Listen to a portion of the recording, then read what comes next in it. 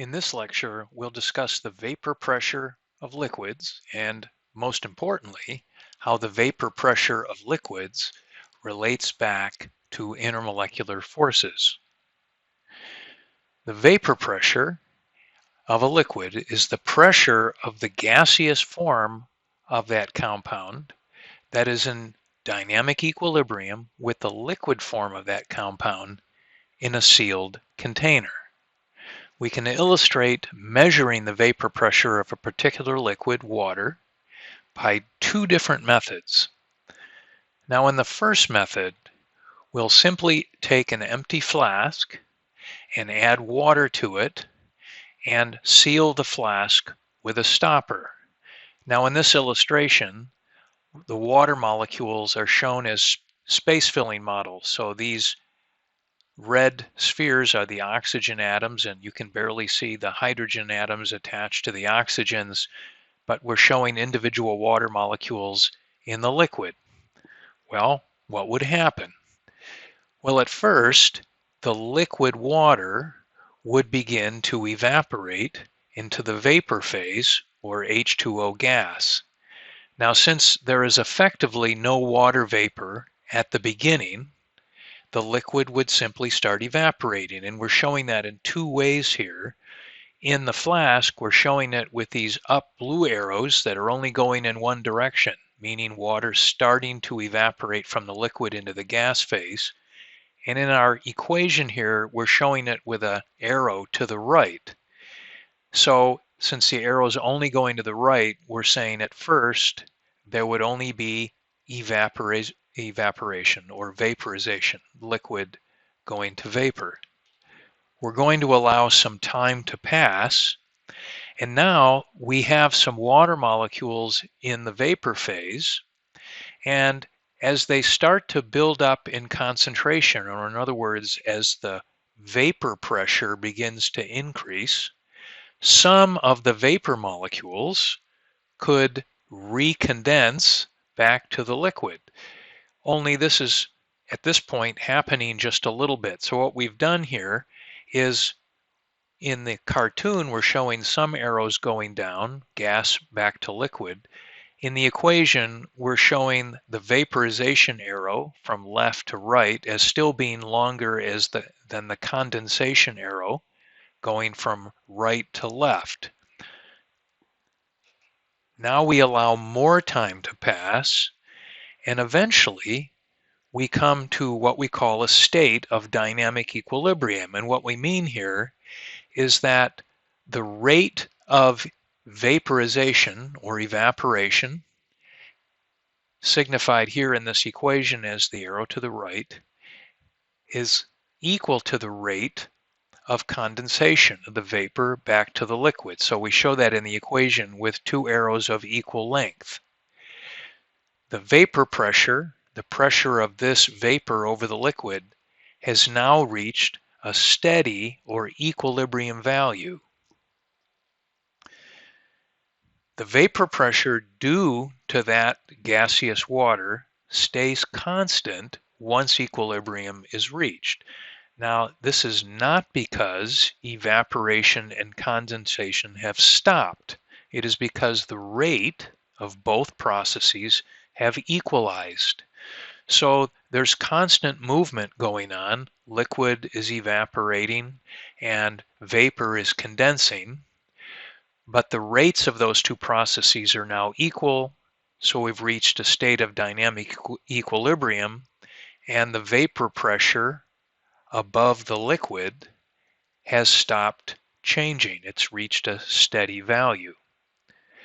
Let's go back and look at this footnote that I had put here in this statement. You have to realize that the way we did this, there would also be air, meaning nitrogen and oxygen molecules, mixed in with the water vapor, because after all, the flask had air in it when we started. Now we are assuming that the air was dry, meaning there was very little water vapor introduced from the air. So to get the pressure of just the water vapor, we would need to subtract the partial pressures of the nitrogen and oxygen, because the total pressure in here would be the pressure of the nitrogen, the oxygen, and the water vapor from the evaporated from the liquid. So if we just subtract the partial pressures of nitrogen and oxygen, we could get the vapor pressure of the water. Believe it or not, that could be done in a general chemistry lab. How about trying a different method? Maybe a more direct method, but a method that's probably harder experimentally.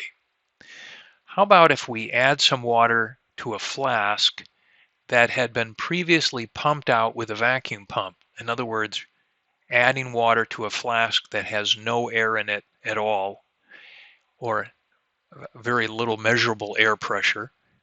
And after equilibrium is established between the liquid and the gas, measure the pressure of the water vapor in the flask, and we'll keep the temperature constant at 25, just like we did in method 1. So we have a flask here with no air in it. We've pumped the air out with a vacuum pump. We have a container with some water, and here we're showing water is this blue liquid, and we have a stopcock closed between the water and the empty flask. And so the total pressure in this flask is 0, or very close to it. We'll let some water into the flask, and then we'll reseal it and let some time pass. So we've let some water in.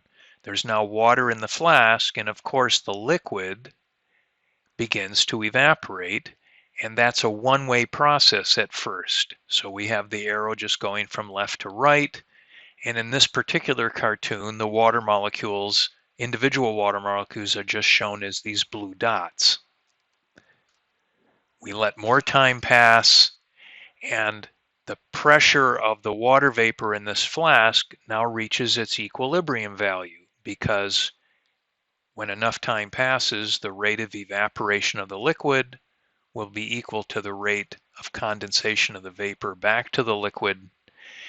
When those two rates are equal, we've reached a state of dynamic equilibrium, and we can simply measure the vapor pressure of the water over the liquid. Now, what I didn't put in this cartoon was how we would measure that vapor pressure, but that's okay. There are ways to do this. So the total pressure in the flask at this point is equal to the vapor pressure of the water, since there was no air mixed in at the beginning. Remember, we started with a flask that had been pumped out with a vacuum pump.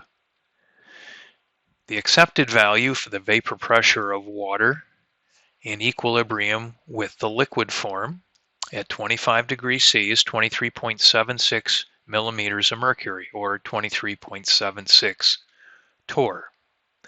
And now the most important question: why should we care? Well, the vapor pressure of a liquid is a measure of how easily it evaporates at a particular temperature, which is a gauge of the strength of the intermolecular forces. Let's continue that thought on the next slide. Again, the vapor pressure of a liquid is a measure of how easily it evaporates at a particular temperature, which is a gauge of the strength of the intermolecular forces. We can quickly illustrate this connection between vapor pressure and intermolecular forces by comparing two common solvents found in an undergraduate chemistry lab: water and acetone. So in this table, we have some pictures of representations of water and acetone and some data. So water, H2O, can be shown with this ball and stick model, and we remind ourselves that water's bent, it's polar, and here's a goofy looking space filling model of water. Here's acetone. Acetone is polar, and here's another silly looking space filling model of acetone. We can make the following observations if we look at these two molecules and the data. First of all, despite having a larger molar mass and dipole moment, than water, acetone appears to have weaker intermolecular forces than water, using our typical measures, typical ways of measuring those forces. In other words, acetone is heavier than water. It should have larger dispersion forces. It's more polar than water, measured by the dipole moment, so it should have larger dipole-dipole forces. Yet its boiling point is significantly less than water, and its heat of vaporization is less than that of water. This just reminds us of the large influence of hydrogen bonding in the water. Well, we already knew that. Now, the weaker intermolecular forces in acetone are also evidenced by the much larger vapor pressure of acetone compared to that of water at equal temperatures, and that's this pink column here. So you can see the vapor pressure of water at 25 degrees C is 23.76 torr, whereas the vapor pressure of acetone is almost 10 times higher than that at the same temperature. So acetone evaporates much more easily than water. It has a higher vapor pressure. This is consistent with the fact that it has a lower heat of vaporization and it has a lower boiling point. So the take-home lesson here is that for this slide is that higher vapor pressures indicate weaker intermolecular forces. Another way of saying that acetone evaporates much more easily than water is to say that acetone is more volatile than water. The term volatile tends to invoke thoughts of exploding. With regard to liquids and evaporation, a more volatile liquid simply means it evaporates more easily. So we say acetone is more volatile than water. We've talked about keeping the temperatures the same when we compare vapor pressures of liquids. What happens if we change the temperature of a liquid? What would happen to its vapor pressure? Well, it makes sense intuitively that the vapor pressure of any particular liquid would increase with increasing temperature.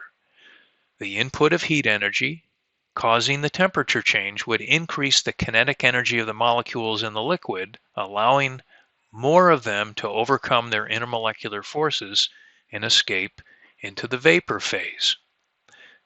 General chemistry textbooks often remind us that increasing the temperature of a liquid increases the average kinetic energy of the molecules. However, there's still a distribution of kinetic energies in the liquid at the higher temperature, but that distribution is shifted towards higher kinetic energies. More importantly, a greater number of molecules have the minimum kinetic energy needed to escape the liquid at that higher temperature. I've said a lot of words. Let's try to explain this with a diagram. So in this diagram or graph, we have the kinetic energy increasing from left to right on the x-axis, and we have the number of molecules having any particular kinetic energy on the y-axis. The blue line is supposed to signify the distribution of kinetic energies at a lower temperature. So many of the molecules have kinetic energies in this range at the lower temperature. However, some of the molecules, even at the lower temperature, have enough kinetic energy to go past this dotted line, which is the minimum kinetic energy needed for molecules to escape the liquid. So at the colder temperature, yes, some liquid can evaporate. But if we heat the liquid up, the distribution of kinetic energies shifts to the right. So a greater proportion of molecules have higher kinetic energies, and more importantly, a greater proportion of the molecules have kinetic energies greater than this kinetic energy at the dotted line, and so more evaporation occurs at higher temperatures. Now, just in case you need a reminder about what kinetic energy is, kinetic energy, the formula, is simply 1/2 the mass of the molecule times its velocity squared. The mass of the molecule of the liquid in kilograms, the velocity or speed would be in meters per second, and of course the average speed of the molecules increases as the temperature increases.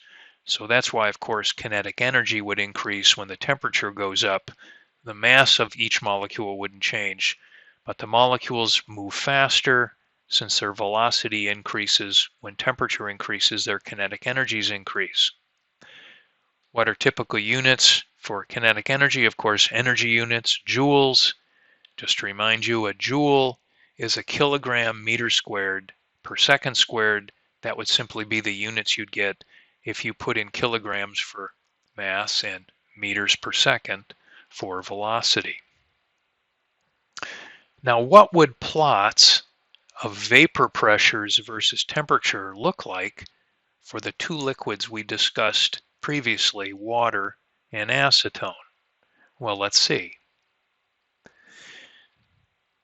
Here's a plot of vapor pressure on the y-axis measured in torr versus temperature in Kelvin.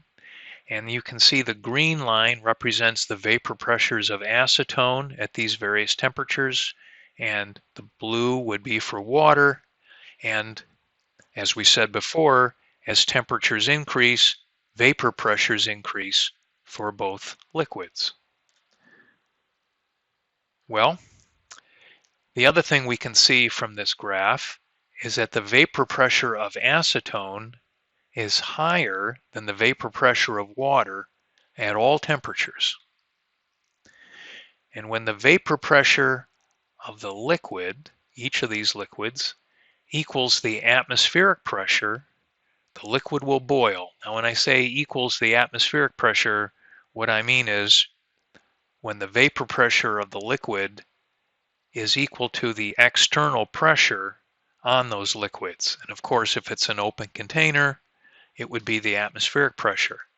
Now, when that atmospheric pressure happens to be exactly 1 atmosphere or 760 torr, the temperature at which this occurs would be called the normal boiling point. So if we follow the green curve for acetone, when the vapor pressure equals 760 torr, if we look down here, we see that the temperature would be 329 K, or about 56 degrees C. That would be called the normal boiling point of acetone. Now, water requires the temperature to be higher for its vapor pressure to equal the atmospheric pressure, because remember, it's harder to evaporate water. And so water has to reach 100 degrees C, or 373 Kelvin, in order for its vapor pressure to equal the atmospheric pressure. Here's an example question. Below are so-called vapor pressure curves for 4 different liquid substances. Now, the one that we've talked about before is water, but the other new liquids here, diethyl ether, ethanol, water of course, and ethylene glycol. Now, the difference between this plot and what we've seen before is that here temperature is in degrees C, but the y-axis vapor pressure is still in torr. Couple questions about this. As best you can, using the given graph, estimate the normal boiling point of each substance. And 2, we want you to estimate the normal boiling, or the boiling point of each substance at 450 torr.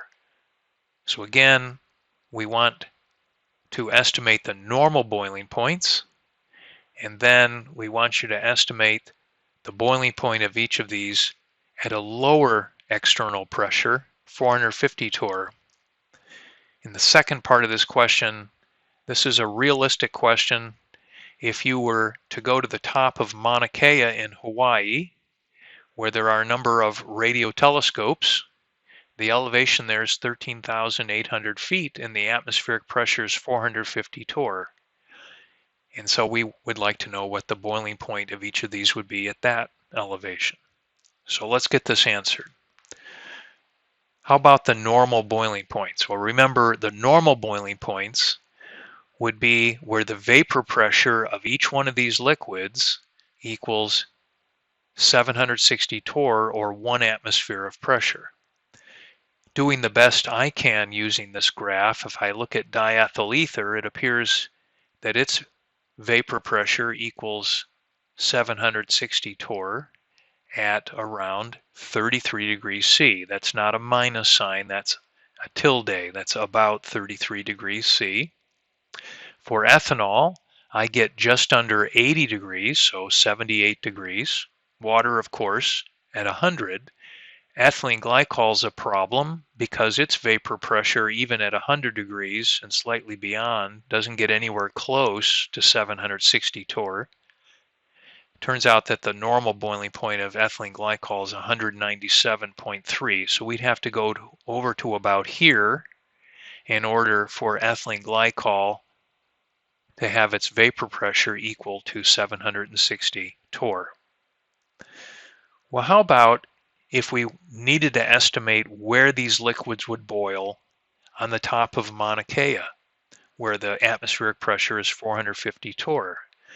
Well, doing the best we can here, 500 would be about here, so 450 would be about here. So I've estimated the boiling point of diethyl ether to be close to 20 degrees. I have 19 here, so it's dropped quite a bit. Ethanol is now going to boil at 65 degrees, and you can quibble about my graph reading skills, but that's what I get. Water, about 85 degrees, and ethylene glycol, still can't tell. The graph doesn't go out far enough to read what the temperature would be at 450 torr. So let's stop for a minute and ask, in the real world, don't many liquids, for example a dish of water, eventually evaporate when left out at room temperature? That is, you don't need to heat them to their normal boiling points to get them to evaporate.